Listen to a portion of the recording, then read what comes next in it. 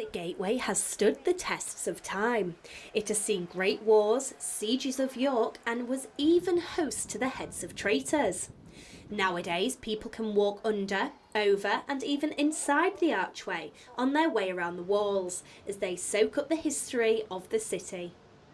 Boothambar is one of the main bars, entrance gates into the city.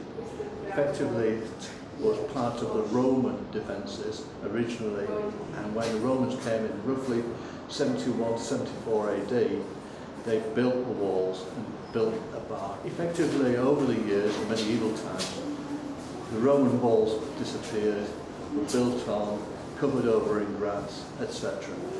Effectively, now we're left with city walls that are mainly medieval and Victorian.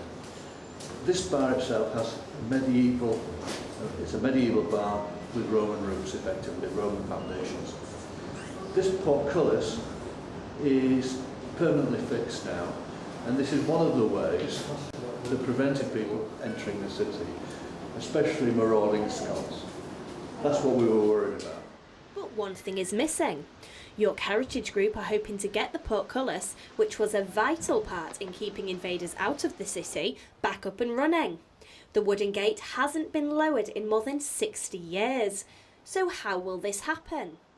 I have been promoting the walls because I lived in the city all my life. I love the history of the walls, love the history of the city. And probably about 10 years ago I started really looking at the walls and saying what was happening about them, what wasn't happening about them. They would just seem to be a tourist attraction without locals getting involved in them at all. And now we have committed £1.5 million over the next 5 years to making sure that the walls stay upright, making sure the walls don't fall down.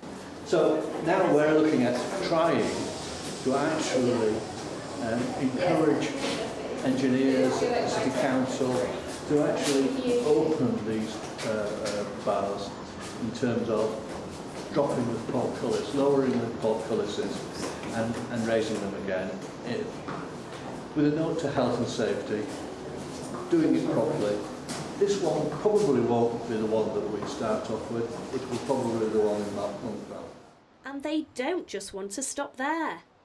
The end game is you'll never get to the end effectively. The walls are around about 2.5 miles long. They've got lots of things to do, lots of ambitions that we need to achieve. Just part of it is looking at the portcullises, looking at the history, seeing whether we can get more people onto the walls, appreciating the walls, get more people locally on the walls to do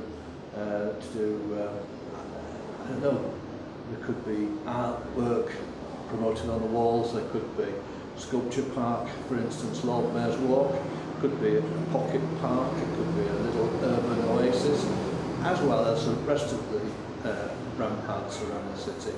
It's absolutely fantastic, and the community needs to embrace the walls and the ramparts and get involved with it. With a lot of work to be done, the race is on to raise enough cash to bring this archway back to its former glory. Abby Walker, That's TV.